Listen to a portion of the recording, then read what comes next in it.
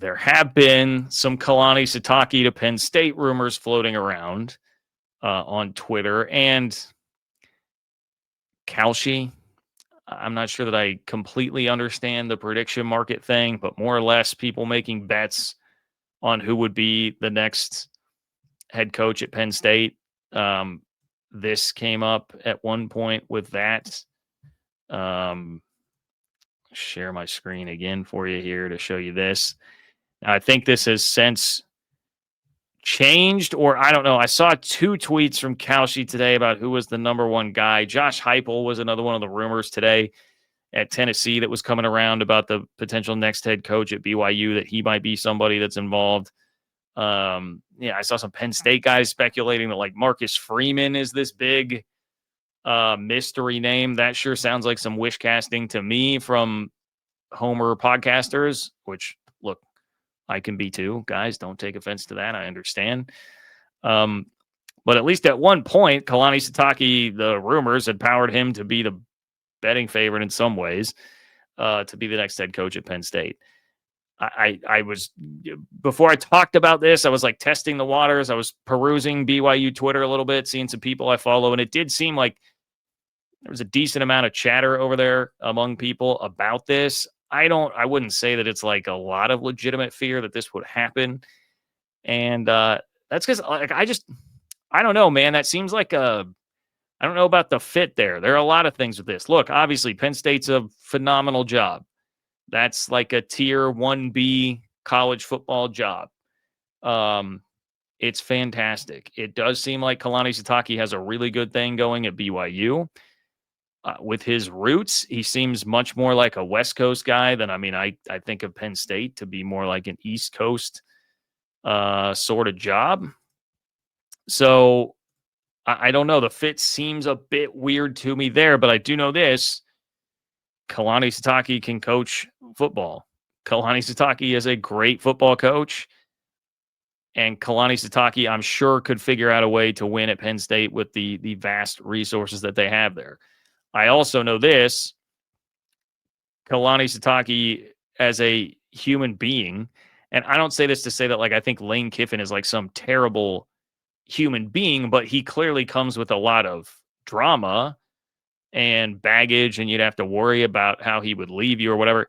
I can guarantee you Kalani Sitake would have handled the Lane Kiffin situation with much more grace than how it was actually handled, right? So if you're thinking about a good football coach who's going to be more low maintenance and not have to worry about anything like that, I can see, I'm just making the point, I could see why Penn State would at least have some level of interest. And the other thing that has seemed very clear about the Penn State search is that it's pretty vast and wide-reaching. Everyone immediately assumed it was just going to be Matt Rule because of the connection with the AD there, and that would basically be it, right? Go get Matt Rule, call it good. It seems like this has been a pretty exhaustive, wide-reaching search and pulling in candidates from a lot of places. So it would not shock me at all if there's been like some level of conversation there. But it would be pretty stunning to me, I think, if it worked out on both sides. If that's something that Kalani Sitake would feel like would be a fit for him and that Penn State would think would be a fit for them, I would be pretty surprised. Once again, you're talking about a fan base that thinks, at least some, that Marcus Freeman would be like legitimately sort of considering the job, at least right now, which I don't.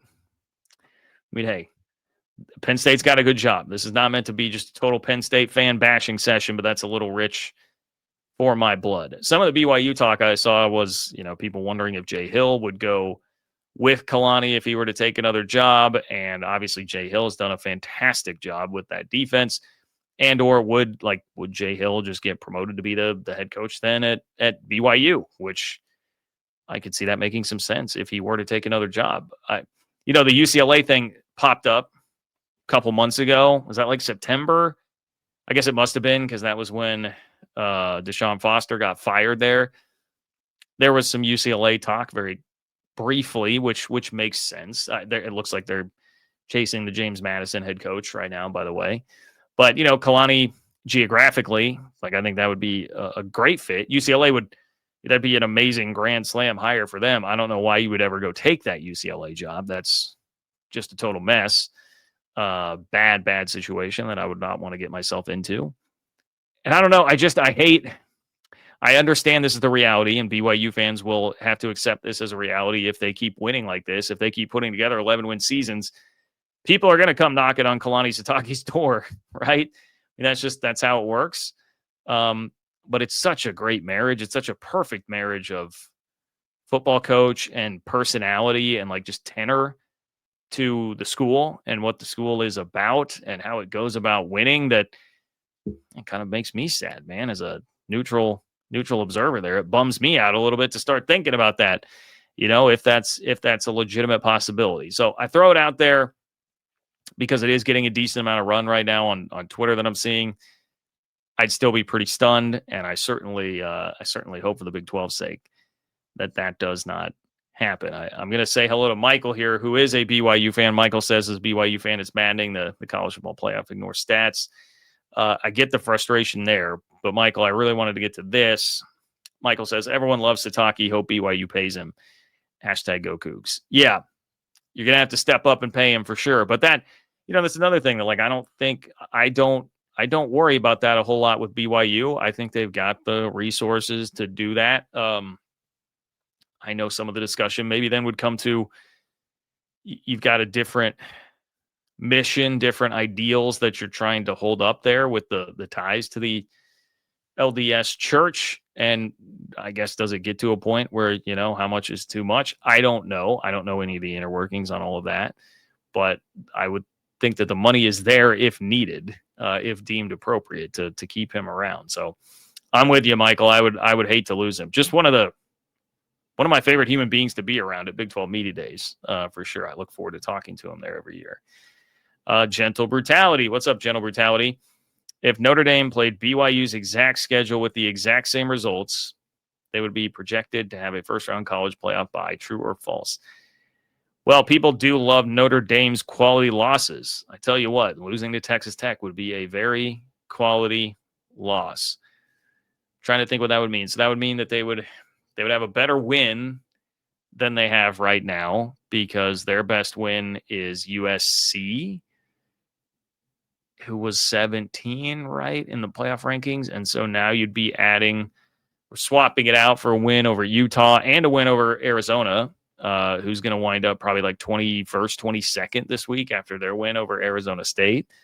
So if you gave me that and just like 3-score loss at Texas Tech, maybe not first round bye, but probably top 6 or 7. Yeah, I would think Notre Dame is top 6 or 7 with that, which definitely still makes your point, Gentle Brutality. I agree with you. On that. I think it's a very, very compelling point that you're making, and that's some of the advantage that Notre Dame enjoys as an independent. There's no doubt about that. Bulls fan 2K7, Justin, my guy, thank you for being here. 2 things that shocked me this season: Houston going 9-3 and Cincy imploding down the stretch. I see that UCF still sucks. Hey, UCF did some good things in the first quarter of that game against BYU. They had BYU's defense. Speaking of Jay Hill, they had Jay Hill and company back on their heels. All right. Scott Frost, I do think he still got some chops, man. I think he's got some offensive chops at least.